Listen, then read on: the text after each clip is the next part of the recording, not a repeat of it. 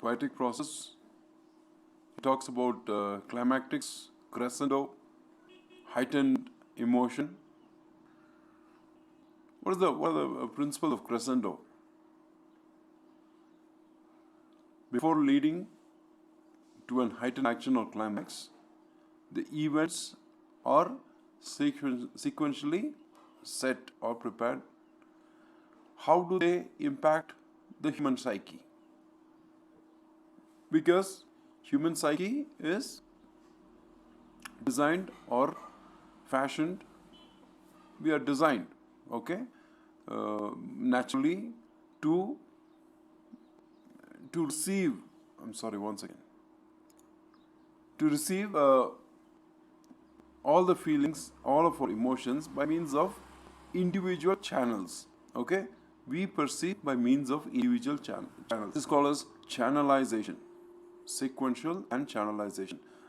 All of our emotions or feelings are channelized in the human psyche. Likewise, every event that occurs in framing up of a literature is sequentially arranged so that to bring about a climax, so as to bring about a crescendo, a heightened emotion. Okay. So we have, this is the mental physical process which are held at the roots of one's experience. Okay, each one's brain structure is entirely different from another person. Okay, my emotions, my response to feelings may be different from yours. Okay, and yours may be different. Okay, all that matters, all that comes out of one's own experience to the external nature of things. So, artistic development. So, artistic development is nothing but a product of natural. It's just a natural process which is inherent in every artist. Okay, and the resultant physical development or the poetic development. Physical development is nothing but poetic development, which he talks about here, and artistic development leads to poetic development. Okay.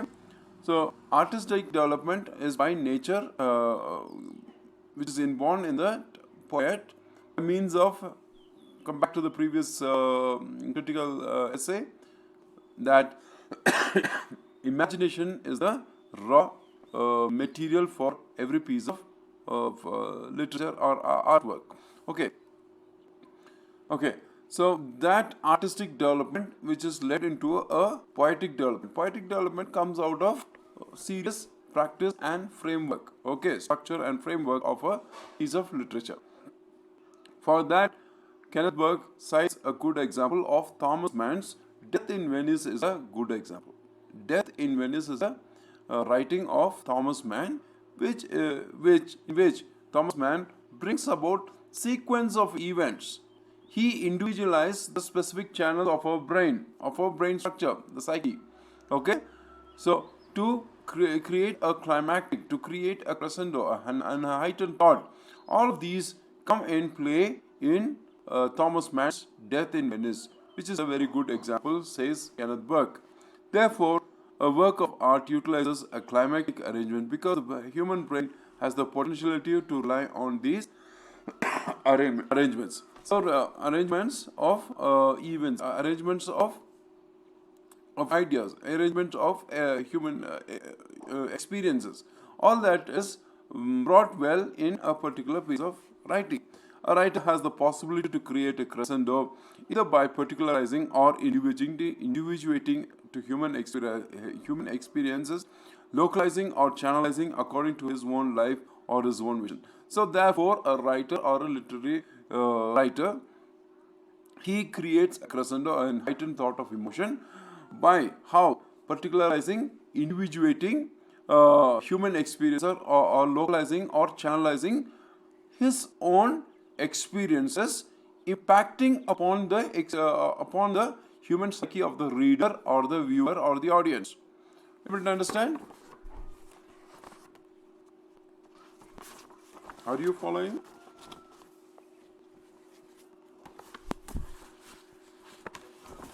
Okay, Kenneth Burke claims that, okay, all right, claims that such individuation of subject matter that seems to be inherent in the very germplasm of man this is termed to be the innate form of mind. So what he calls as the innate form of mind. What is innate form of mind? I told you the other day, individualization or channelization. See, when we provoke, when we speak about words that are joyful, your mood changes to something joyful. When I speak about words that are bad and vulgar, you quickly get angry, okay, which you don't like, okay. When I want to undignify somebody, you really feel ashamed, you are humiliated, okay. Quickly our mood change. When our mood changes, our mental psyche changes, what happens to our physical appearance? Do they be the same? Somebody's speaking bad words, or somebody's speaking in vulgar terms, would you be laughing, or your face will be as cool and calm and oh nice, thank you? You would say that? We quickly react. Yeah, we frown, we stare, we feel all that aggressiveness has been shown, and not only that, quickly the brain triggers a lot of hormonal changes. Quickly the brain triggers so many physical aggravation, like the blood flow will increase, the blood pressure will increase, the heart rate will, you fear. I'm talking about some horrific events. You hear about, you experience something very horrific. Quickly our brain triggers those secretions to become horrific, to be fearful. You cry, you scream, you yell. If it is an emotion of something to be sad, you cry. When it is an emotion to be as joyful, you laugh, you smile. Okay, so many things happen within our body. It all comes out of individualization or channelization or localization. Okay, now the writer imputes these signals. He individuates. Yes, somebody wants to talk. Yes, somebody wanted to tell me something.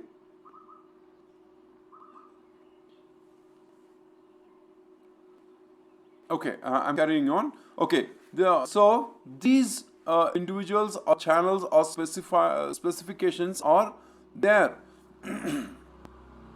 right in every human being.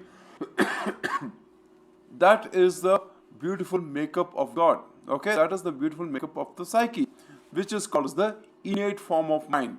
So the writer or the artist has just got to activate those channels to create that, what do you call for that? That experience in a audience.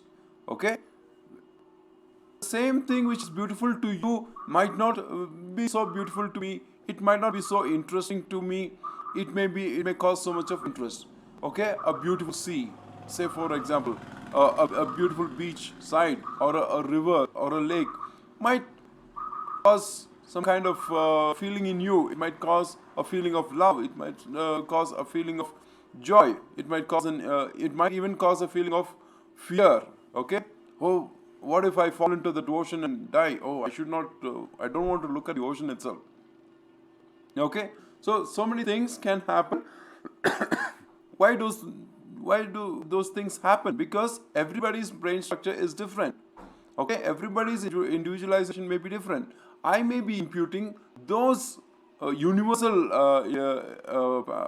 psychic channels, okay, into the reader's mind or the audience mind, so to create an feeling of reality, so to create a feeling of experience upon the listener, upon the audience, upon the reader. So these forms are the potentiality of arrangement in the human psyche. So therefore, all the potentials are there in the mind, the human mind, or in the brain structure of the child, of the human being. Okay, when it is born right in the womb. So as educators, we need to activate those channels. We need to open up those receptors, okay, to activate those and individualize those channels. Once that is done, that is the work of an educator, that is the work of a teacher, okay, just to individuate those channels, to localize those channels, to activate those channels. Okay, in the human psyche, such potential arrangements of subject matters produce crescendo. So these channels or sequential thought-provoking elements are that which causes the crescendo, that which causes the contrast, that which causes the comparison, that which causes balance and repetition. See all those potential arrangements. I'm repeating once again. The potential arrangements of subject matter produce crescendo, contrast, comparison, balance, and repetition. All these five elements. Okay. So what is crescendo? Crescendo is nothing but the heightened emotion or effect. Contrast, elements that conflict in themselves. When there is an emotion between emotion A and B, so you compare. Don't we compare? So we don't compare in normal sense. When we talk, when we speak about the experience to somebody else, we we don't we don't comparatively do it, but unconsciously the human psyche undergoes that comparative stages. Okay, in the first stage of the story is a joyful and a peaceful and good. The second stage gets dull, sorrowful. Third stage gets joyful again. So when a writer, when a movie director directs such an emotion in a viewer or in an audience or upon a literary reader, okay, so he is localizing, he is channelizing in the first scene and something which is joyful even happening. Next, a tragical event happening, and once again he resolves back to something very comical. In the end, he resolves back to something which is good in the ending. He creates some kind of peace. He creates some kind of joy upon the audience. So, what is he doing? He's playing upon the mind of the reader or the viewer. So, in that case, the human mind, the channels are going between, contrasting between the good events and the bad events, the tragical events and the comical events of the mind. Are you able to understand? All right. Plato's notion was that the world of our senses is the proclamation of the divine law or the spiritual law. That is nothing but the manifestation of the divine law through materials or objects. So what is Plato's notion? Plato's notion was that the world of our senses, that the makeup of our mind, the makeup of our human psyche is nothing but the proclamation or the manifestation of the divine law. So he is bringing the divine law or the spiritual innate being, which is there, the soul or the quintessence of all of human life is there in the human psyche through materials and objects. Where is it? It is all there in objects or in the materials which are there in the universe. Only thing is to explore those images. Only thing is to explore those objects. We can find our senses. So where our senses lies? Our senses are there lying in the wide spread of the universe, the wide cosmos, in the wide cosmos space. Only thing is we need to take those objects and break. Say for example, you can think very simple. It's like an icon. It's like an icon. Okay, our brain is made like icons. Like when you're having on a smartphone or on a desktop, how your apps look. You got plenty of applications or apps. What do? Do you go read Google or do you go read Gmail and then only type? How do you quickly respond? By looking at the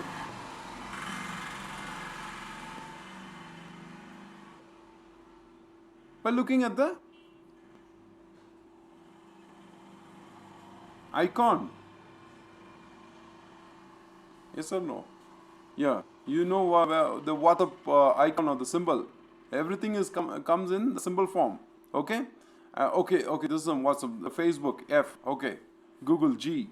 All that brought in as icons. So when you click on the icon, it is like opening up the platform or the software for you to interact.